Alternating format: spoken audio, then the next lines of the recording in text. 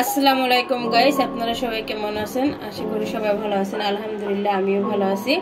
তো আজকে আমি যে রেসিপিটা আপনাদের সাথে শেয়ার করতে চলে আসলাম, এটা হলো গাজর দিয়ে আমি একটা পিঠা তৈরি করব। তো দেখেন, গাজরটাকে আমি সুন্দর করে ধুয়ে এখানে একটু কিউব করে কেটে নিয়েছি।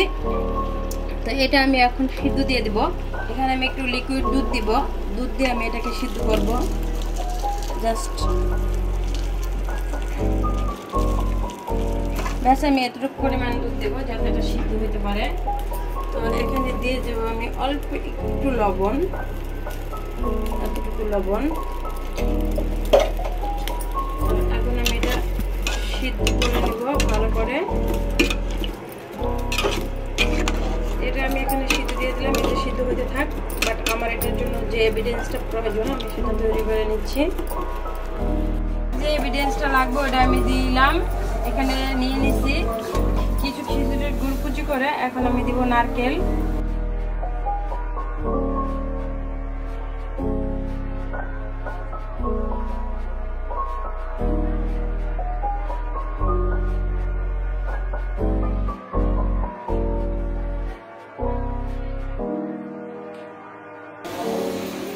অল্প একটু লিকুইড দুধ দিয়ে দিলাম। চাইলে আপনারা পানিও দিতে পারেন। এখানে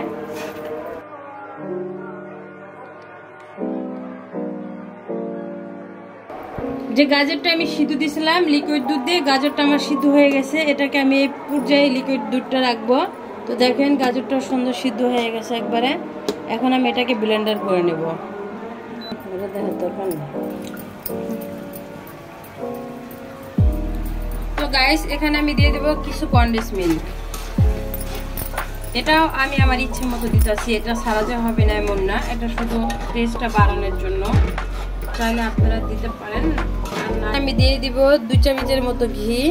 এটা দেওয়ার অবশ্যই চেষ্টা করবেন, এটা দিলে এটা টেস্টটা অনেক বেড়ে যাবে, খেতে ভালো লাগবে। জাস্ট কথা, খেতে অসাধারণ লাগবে। আর এই সাথে দিব আমি কিছু কাজু বাদাম আর কাঠবাদাম কুচি করে নিয়েছিলাম, এটা দিব।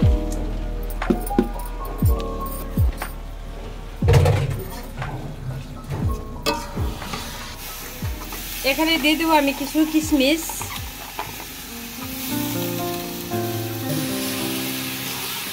আমার সব ডিমগুলো দেওয়া হয়ে গেছে।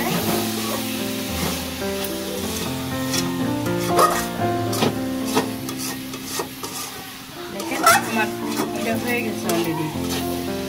নারকেলের টুকরা অনেক সুন্দর হয়ে গেছে। এবার আমি এটাকে নামিয়ে দিব।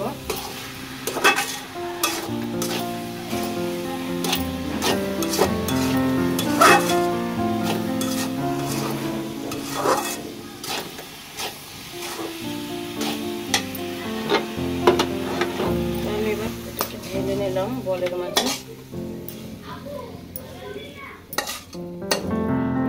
এর চেয়ে আপনাকে আর বেশি হওয়ানোর প্রয়োজন নাই, যেহেতু আপনি এটা পিঠার মাঝে দিবেন।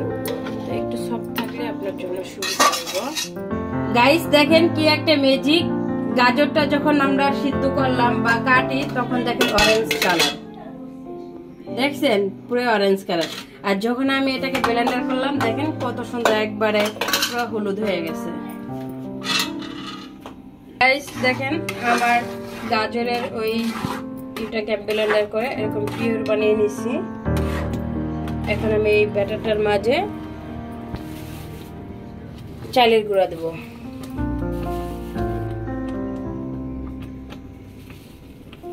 চালের গুঁড়া দিয়ে আমি এটার একটা ডো তৈরি করব।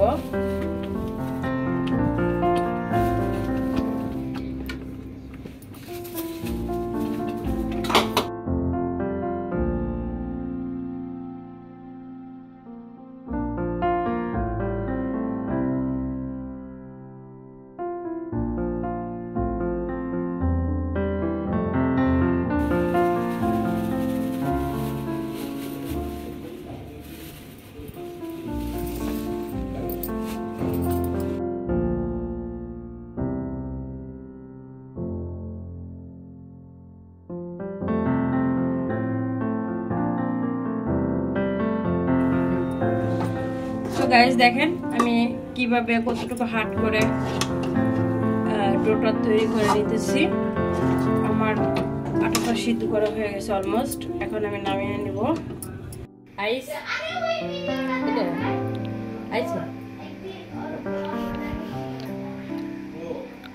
গাইস দেখেন ডোটাকে আমি এভাবে মানে গোল করে করে দিলাম। এটার মধ্যে আমি নারকেলের যে পুরটা আছে এই পুরটা দিয়ে দেব। দিয়ে আমি জাস্ট এভাবে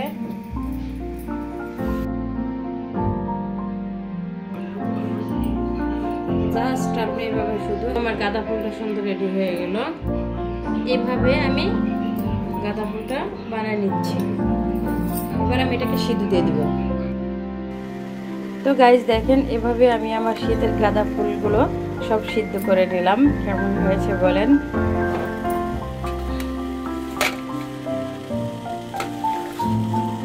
দেখেন কত ইজি ভাবে উঠে গেছে। আর যদি আমি একটু তেল ব্রাশ না করতাম তাহলে এটা হয়তো একটু আটকে ধরতো। ওক্ষেত্রে এখন কিন্তু কোনো আটকায় ধরতেছে না। বাট আমি এক হাতটা ভিডিও করতেছি, আরেক হাতটা এটা উঠেছি জাস্ট, তো হয়তো একটু লড়াচড়া খাচ্ছে। দেখেন একটু কিন্তু ভেজে নেই, কত সুন্দরভাবে হোয়াইট পিঠাটা হয়ে গেল।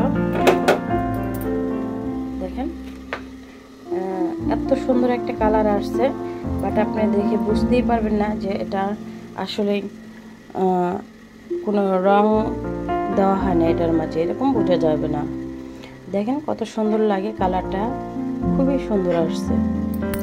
এত সুন্দর একটা কালার আপনি যখন বানাবেন, না বানালে আপনি এটাকে বুঝতে পারবেন না।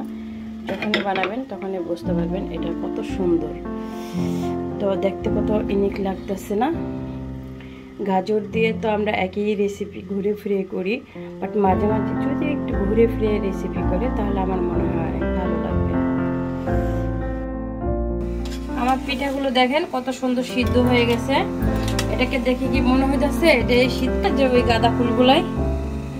তো আমি একটু জুড়াক তারপর আপনাদেরকে এটা দেখাচ্ছি।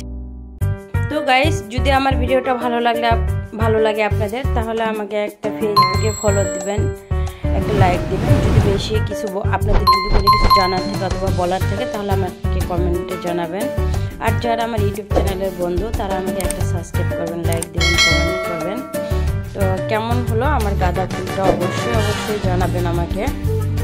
আমার গাঁদা ফুলটা বানানো কেমন হয়েছে, আপনাদের ভালো লাগে তো আমাকে নিচে কমেন্টের মাধ্যমে জানাবেন।